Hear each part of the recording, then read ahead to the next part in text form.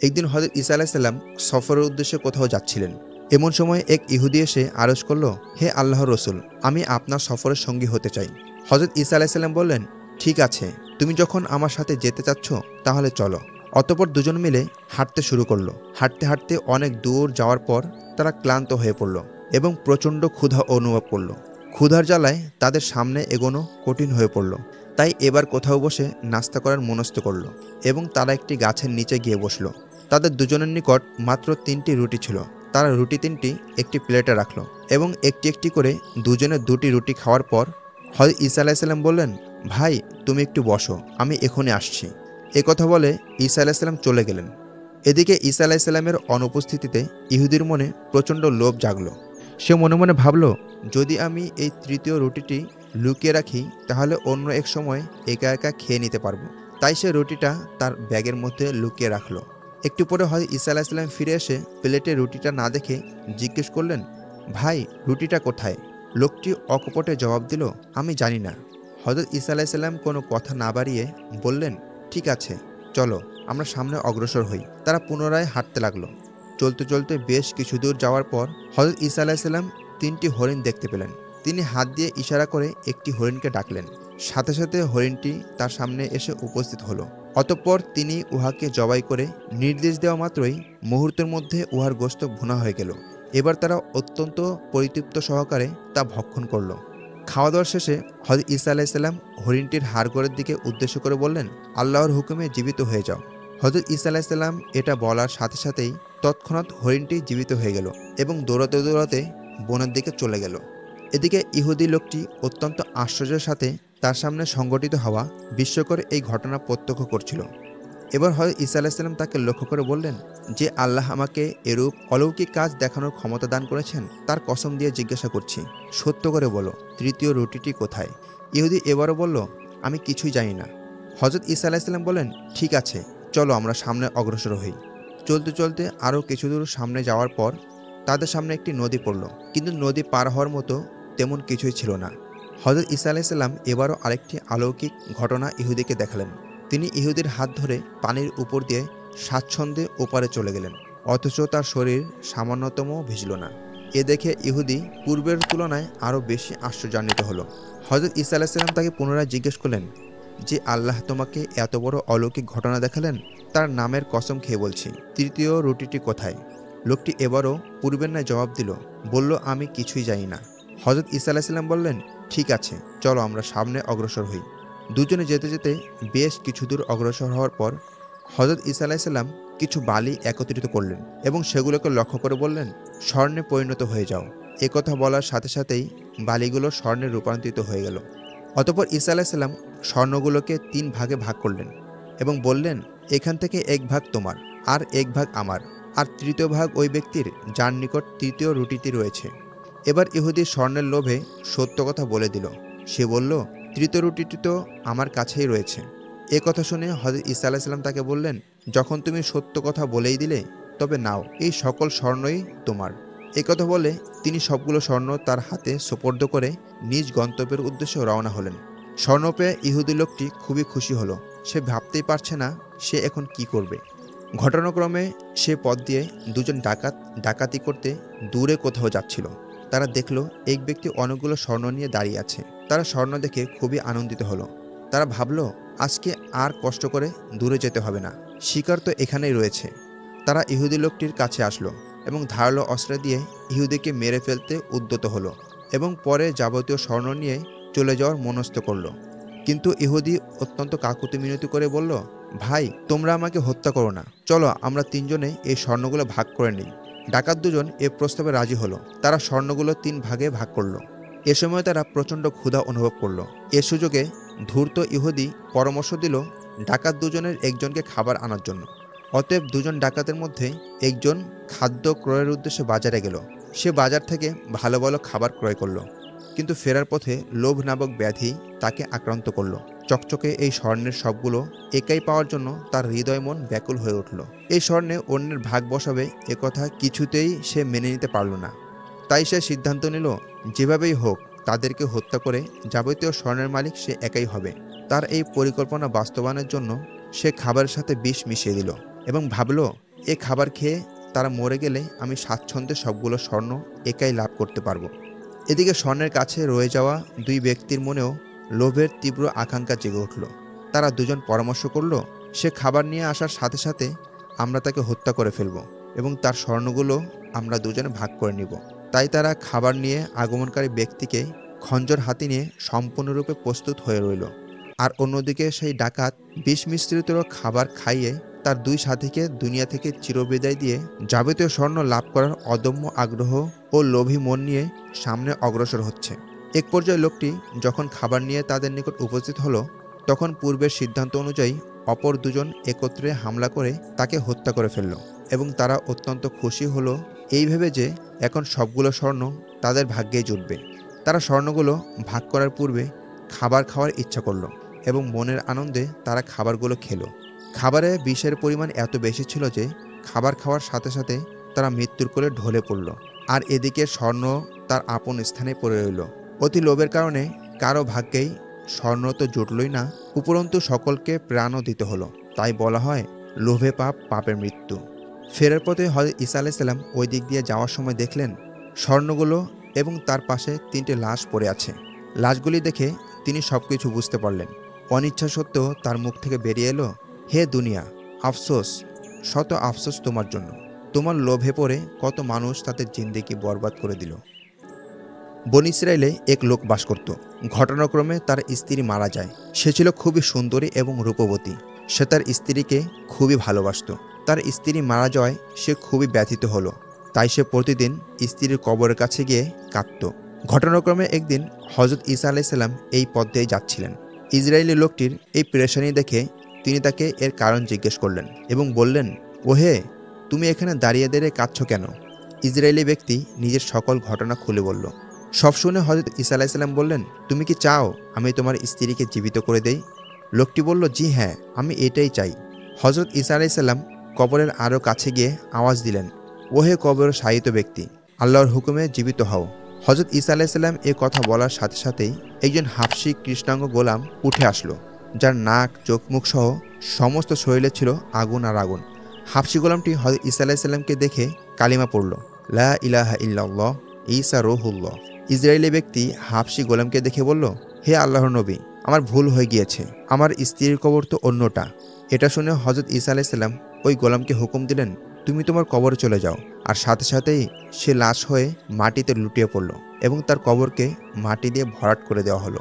এরপর হযরত ঈসা আলাইহিস সালাম অন্য কবরের দিকে দৃষ্টিপাত করলেন এবং হুকুম করলেন, হে কবরের অধিবাসী, আল্লাহর হুকুমে জীবিত হয়ে যাও। সাথে সাথে কবর ফেটে এক সুন্দরী মহিলা উঠে আসলো। মহিলাটিকে দেখেই ইসরায়েলি লোকটি বলে উঠল, হে রূহুল্লাহ, এটাই আমার স্ত্রী। অতঃপর ঈসা আলাইহিস সালামের অনুমতিক্রমে লোকটি তার বিবিকে নিয়ে বাড়ির পথ ধরল। কিছুটা পথ অতিক্রম করে তারা একটি গাছের নিচে আসলো। ইসরায়েল লোকটি দীর্ঘদিন নির্ঘুম কাটানোর কারণে তার প্রচণ্ড ঘুম পেল। তাই লোকটি তার বিবিকে বলল, তোমার কবরে কান্নাকাটি ও নির্ঘুম সময় কাটাতে কাটাতে আমি খুবই ক্লান্ত হয়ে পড়েছি, তাই আমি কিছু সময় আরাম করতে চাচ্ছি। তার স্ত্রীর সাথে সাথে সম্মতি দিল। লোকটি গাছের নিচেই শুয়ে পড়ল এবং কিছুক্ষণের মধ্যে সে গভীর ঘুমে আচ্ছন্ন হয়ে পড়ল। এমন সময় এক রাজকুমার ঘোড়ায় চড়ে এই পথ দিয়ে যাচ্ছিল। সে ছিল খুবই সুদর্শন ও সুঠাম দেহের অধিকারী। রাজকুমারকে দেখে সেই ইসরায়েলের স্ত্রী তার প্রতি আসক্ত হয়ে পড়ল এবং রাজকুমারের প্রেমে পাগল হয়ে গেল। নিজেকে নিয়ন্ত্রণ করতে না পেরে সে তার স্বামীর কথা ভুলে গিয়ে রাজকুমারের সামনে গিয়ে হাজির হলো। রাজকুমারও যখন তাকে দেখল, সেও তার সৌন্দর্যে পাগল হয়ে গেল এবং তাকে পছন্দ করে ফেলল এবং মহিলার সম্মতি পেয়ে তাকে ঘোড়ার পিঠে উঠিয়ে রাজমহলের দিকে এগিয়ে চলল। বেশ কিছুক্ষণ পর ইসরায়েল লোকটির ঘুম ভাঙল। ঘুম থেকে উঠে তার স্ত্রীকে না দেখতে পেয়ে সে অত্যন্ত চিন্তিত হয়ে পড়ল। অবশেষে ঘোড়ার পদচিহ্ন অনুসরণ করে সে রাজমহলে পৌঁছে গেল। সে সেখানে তার স্ত্রীকে রাজকুমারের সাথে দেখতে পেল। এরপর ইসরায়েলি লোকটি রাজকুমারকে বলল, এটা আমার স্ত্রী, দয়া করে আপনি তাকে ছেড়ে দিন। রাজকুমার কিছু বলার আগেই মহিলাটি বলে উঠল, আমি তোমার বিবি নই, আমি এই রাজকুমারের বাদী। একথা শুনে রাজকুমার বলল, তোমার কত স্পর্ধা, তুমি আমার বাদীকে আমার কাছ থেকে ছিনিয়ে নিতে চাচ্ছ? তোমাকে আমি ফাঁসিতে ঝোলাবো। ইসরায়েলি লোকটি খুবই কাকতি মিনতি করে বলল, খোদার কসম, এটা আমার স্ত্রী। তার মৃত্যুর পর হযরত ঈসা আলাইহিস সালাম আমার জন্য তাকে জীবিত করে দিয়েছেন। তারা পরস্পরে তর্ক বিতর্ক করছিল। এমন সময় হযরত ঈসা আলাইহিসসালাম সেখানে আগমন করলেন। তাকে দেখে ইসরায়েলি লোকটি বলল, হে রূহুল্লাহ, এই মহিলাটি কি আমার বিবি নয়, যাকে আপনি আমার জন্য জীবিত করে দিয়েছিলেন? হযরত ঈসা আলাইহিসসালাম বললেন, হ্যাঁ, এই তোমার বিবি, একে আমি জীবিত করেছি। এ কথা শুনে মহিলাটি বলল, হে রূহুল্লাহ, এই লোকটি মিথ্যাবাদী, এ মিথ্যা বলছে, আমি তো এই রাজকুমারের বাদী। মহিলার কথা শুনে হযরত ঈসা আলাইহিসসালাম বললেন, তুমি কি সেই মহিলা নও যাকে আমি আল্লাহর হুকুমে জীবিত করেছিলাম? মহিলাটি বলল, হে রূহুল্লাহ, খোদার কসম করে বলছি, আমি সেই মহিলা নই। অতঃপর হযরত ঈসা আলাইহিসসালাম বললেন, মিথ্যে কথা, তুমি মিথ্যে বলছো। যেই জীবন আমি আল্লাহর হুকুমে তোমাকে দিয়েছিলাম, সেই জীবন তুমি ফেরত দাও। হযরত ঈসা আলাইহিসসালাম এ কথা বলার সাথে সাথেই মহিলাটি লাশ হয়ে ঢলে পড়ল। এরপর হযরত ঈসা আলাইহিসসালাম বললেন, যে এমন ব্যক্তিকে দেখতে চায় যে কিনা কাফের অবস্থায় মৃত্যুবরণ করে পুনরায় জীবিত হয়ে ঈমান গ্রহণ করে, তাহলে সে যেন সেই হাবশী গোলামকে দেখে, যে একবার কাফের অবস্থায় মৃত্যুবরণ করে আবার জীবিত হওয়ার পর ঈমানের অবস্থায় ইন্তেকাল করেছে। আর যে ব্যক্তি এমন মানুষ দেখতে চায় যে ঈমানের অবস্থায় মৃত্যুবরণ করে এবং মহান আল্লাহ তাআলা পুনরায় তাকে জীবিত করলে সে কুফরি অবস্থায় মৃত্যুবরণ করে, তাহলে সে যেন এই মহিলাকে দেখে। এই মহিলা ঈমান অবস্থায় মৃত্যুবরণ করেছিল, আল্লাহ তাআলা তাকে পুনরায় জীবিত করেছেন, কিন্তু পরে সে কাফের অবস্থায় মৃত্যুবরণ করেছে। এই ঘটনা দেখে সেই ইসরায়েলি লোকটি কসম খেয়ে বলল, আমি আর কখনো বিয়ে করব না। এই কথাটি বলেই সে আল্লাহর রাস্তায় বের হয়ে গেল এবং আমৃত্যু আল্লাহর ইবাদত করতে করতে দুনিয়া থেকে বিদায় নিল। এরপর একদিন হযরত ঈসা আলাইহিসসালাম তার হাওয়ারিগণ অর্থাৎ একান্ত সহচরদের ডাকলেন। হাওয়ারিগণ সাথে সাথেই ঈসা আলাইহিসসালামের কাছে উপস্থিত হলেন। নবী ঈসা আলাইহিসসালাম তাদের ৩০ দিন রোজা পালনের নির্দেশ দিলেন। হাওয়ারিগণ নবী ঈসা আলাইহিসসালামের এ আদেশে ৩০ দিন রোজা পালন করলেন এবং রোজা পালনের শেষে হযরত ঈসা আলাইহিসসালামের নিকট আগমন করলেন। তারা হযরত ঈসা আলাইহিসসালামের নিকট উপস্থিত হয়ে তার নিকট আবদার জানালো, হে আল্লাহর নবী, আপনি আল্লাহর কাছে দোয়া করুন, তিনি যাতে আমাদের জন্য আসমান থেকে খাদ্য ভর্তি খাঞ্চা অবতীর্ণ করেন। আমরা আল্লাহর প্রেরিত খাদ্য দ্বারা আহার করব। এতে আমরা বুঝতে পারব যে আমাদের রোজা ও দোয়া আল্লাহ তাআলা কবুল করেছেন, ফলে আমাদের অন্তর প্রশান্তি লাভ করবে। আজ আমরা সওমের শেষে রোজা ভঙ্গের দিন ঈদ উৎসব পালন করব, যা আমাদের পূর্বপুরুষ ধনী দরিদ্র সকলের জন্য তা আনন্দের বিষয় হিসাবে গণ্য হবে। ঈসা আলাইহিসসালাম এ ব্যাপারে তাদেরকে অনেক উপদেশ দিলেন। তার আশঙ্কা হলো এরা আল্লাহর এ নিয়ামতের শুকরিয়া আদায় করতে পারবে না এবং এর শর্তাদি পূরণ করতে সক্ষম হবে না, কিন্তু তারা তাদের আবদার পূরণ হওয়ার উপর অনড় রইল এবং নবীর উপদেশ শুনতে প্রস্তুত হলো না। অবশেষে তাদের অনেক পীড়াপিড়িতে বাধ্য হয়ে নবী ঈসা আলাইহিসসালাম আল্লাহর নিকট দোয়া করতে প্রস্তুত হন। তিনি নামাজ আদায় করে অবনত মস্তকে আল্লাহর নিকট কাকতি মিনতি করে দোয়া করলেন যেন আল্লাহ তাআলা তাদের প্রার্থিত জিনিস আসমান থেকে প্রেরণ করেন। আল্লাহ তাআলা হযরত ঈসা আলাইহিসসালামের দোয়া কবুল করলেন। আসমান থেকে খাদ্যভর্তি খাঞ্চা অবতীর্ণ হলো। সবাই আকাশের দিকে তাকিয়ে দেখছিল দুটি মেঘের মাঝখান থেকে খাঞ্চাটি ধীরে ধীরে নিচের দিকে নেমে আসছে। খাঞ্চাটি যতই পৃথিবীর নিকটবর্তী হচ্ছিল ততই হযরত ঈসা আলাইহিসসালাম বেশি বেশি করে আল্লাহর নিকট দোয়া করছিলেন, হে আল্লাহ, একে তুমি রহমত, বরকত ও শান্তি হিসাবে দান করো, একে তুমি শাস্তি হিসাবে দিও না। খাঞ্চাটি ক্রমান্বয়ে নেমে এসে একেবারে নিকটবর্তী হয়ে গেল এবং হযরত ঈসা আলাইহিসসালামের নিকটে এসে থামল। খাঞ্চাটি ছিল রুমাল দিয়ে ঢাকা। খাঞ্চাটি হযরত ঈসা আলাইহিসসালামের কাছে আসার পর হযরত ঈসা আলাইহিসসালাম বিসমিল্লাহি খয়রুর রাযিকিন বলে রুমালটি উঠালেন এবং দেখলেন তাতে 7টি মাছ, 7টি রুটি, ডালিম এবং অন্যান্য ফল ফলাদি রয়েছে। খাদ্যগুলো ছিল অত্যন্ত সুগন্ধিময়। এরপর হযরত ঈসা আলাইহিসসালাম তাদেরকে খাওয়ার জন্য আহ্বান করলেন। তারা বলল, আপনি প্রথমে খাওয়া শুরু করুন, তারপর আমরা খাবো। এই কথা শুনে হযরত ঈসা আলাইহিসসালাম বললেন, এই খাঞ্চার জন্য তোমরাই আবেদন করেছিলে, অতএব তোমরাই খাও। কিন্তু তারা খেতে কিছুতেই রাজি হলো না। তখন হযরত ঈসা আলাইহিসসালাম উপস্থিত থাকা ফকির মিসকিন, অভাবগ্রস্ত, রোগাক্রান্ত ও পঙ্গুদের খাওয়ার আদেশ দেন। নবীর আদেশে সকলেই সেখান থেকে খাওয়া শুরু করলো। ফলে তাদের দুঃখ দুর্দশা ও রোগ শোক যার যে সমস্যা ছিল এ খাদ্যের বরকতে তা থেকে নিরাময় লাভ করলো। এ দেখে যারা খেতে অস্বীকার করছিল তারা খুবই লজ্জিত ও অনুশোচনা করতে লাগলো। বর্ণিত আছে এ খাঞ্চা প্রতিদিন একবার করে আসতো। লোকেরা এ থেকে তৃপ্তি সহকারে আহার করত, কিন্তু কখনো একটুও খাদ্য হ্রাস পেত না। প্রথম দল যেভাবে আহার করত, শেষের দলও ওই একইভাবে তৃপ্তি সহকারে আহার করত। প্রতিদিন প্রায় 7,000 লোক ওই খাদ্য আহার করতে পারত। এরপর কিছুদিন অতিবাহিত হলে একদিন পরপর খাঞ্চা অবতরণ করতে লাগলো এবং আরও কিছুদিন পর আল্লাহ তাআলা হযরত ঈসা আলাইহিস সালামকে আদেশ দেন, হে ঈসা, এখন থেকে খাঞ্চার খাবার শুধু অভাবী, দরিদ্র, ফকির, মিসকিন লোকেরাই আহার করতে পারবে। ধনী লোকেরা তা থেকে আহার করতে পারবে না। ঈসা আলাইহিস সালাম আল্লাহর এ নির্দেশ সবাইকে জানিয়ে দিল, কিন্তু মুনাফিকরা পরস্পরে এ নিয়ে বিরূপ সমালোচনা করতে শুরু করলো। ফলে আসমানি খাদ্যের খাঞ্চা সম্পূর্ণরূপে বন্ধ হয়ে গেল এবং শাস্তিস্বরূপ সমালোচনাকারীরা শূকরে পরিণত হয়ে গেল। এর কিছুদিন পর হযরত ঈসা আলাইহিস সালাম একটি ধ্বংসপ্রাপ্ত শহরের কাছ দিয়ে যাচ্ছিলেন। শহরের বিধ্বস্ত প্রাসাদরাজি দেখে তিনি অবাক হয়ে তাকিয়ে থাকেন। কিছু সময় পর তিনি আল্লাহর নিকট আবেদন করলেন, হে আল্লাহ, এ শহরকে আমার কতিপয় প্রশ্নের উত্তর দেওয়ার অনুমতি প্রদান করুন। আল্লাহ তাআলা বিধ্বস্ত শহরটিকে ঈসা আলাইহিস সালামের প্রশ্নের উত্তর দেওয়ার নির্দেশ প্রদান করলেন। তখন শহরটি ঈসা আলাইহিস সালামকে ডেকে বলল, হে আল্লাহর নবী, আপনি আমার নিকট কি জানতে চান, বলুন। ঈসা আলাইহিস সালাম বললেন, তোমার বাসিন্দারা কোথায় গেল? তোমার বৃক্ষরাজি কোথায় গেল? তোমার নদী নালার কি হলো? তোমার প্রাসাদরাজির কি অবস্থা? উত্তরে শহর বলল, হে প্রিয় নবী, আল্লাহর ওয়াদা কার্যকর হয়েছে, তাই আমার বৃক্ষরাজি শুকিয়ে গিয়েছে, নদী নালা পানি শূন্য হয়ে গিয়েছে, প্রাসাদরাজি ধ্বংসস্তূপে পরিণত হয়েছে এবং আমার বাসিন্দারা সবাই মারা গিয়েছে। ঈসা আলাইহিস সালাম বললেন, তাহলে তাদের ধন সম্পদ কোথায়? শহরটি উত্তর দিল, তারা হালাল ও হারাম উভয় পন্থায় নির্বিচারে সম্পদ অর্জন করত। সে সবই আমার অভ্যন্তরে রক্ষিত রয়েছে। আসমান জমিনের সবকিছুর মালিক তো সর্বশক্তিমান আল্লাহই। এরপর ঈসা আলাইহিস সালাম বললেন, হে শহর, 3 ব্যক্তির ব্যাপারে আমার খুবই অবাক লাগে।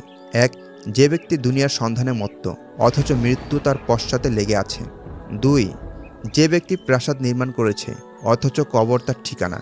3, যে ব্যক্তি অট্ট হাসিতে মজে থাকে অথচ তার সম্মুখে আগুন। এরপর ঈসা আলাইহিস সালাম আরও বললেন, হে শহর, আদম সন্তানের অবস্থা হচ্ছে অধিক পেয়েও সে তৃপ্ত হয় না, আর কম পেলেও তুষ্ট থাকে না। হে আদম সন্তান, তুমি তোমার ধন সম্পদ এমন লোকদের জন্য সঞ্চয় করে রেখে যাচ্ছ যারা তোমার প্রশংসা করবে না। তুমি এমন প্রভুর পানে এগিয়ে চলছ যিনি তোমার কোনো ওজর শুনবেন না। তুমি তো তোমার পেট ও প্রবৃত্তির গোলাম হয়ে রয়েছ, কিন্তু তোমার পেট সেদিনই পূর্ণ হবে যেদিন তুমি কবরে প্রবেশ করবে।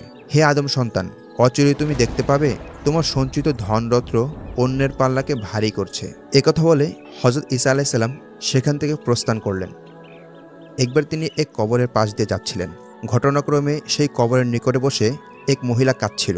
হযরত ঈসা আলাইহিস সালাম মহিলাকে জিজ্ঞেস করলেন, তোমার কি হয়েছে? তুমি এই কবরের পাশে বসে কাঁদছ কেন?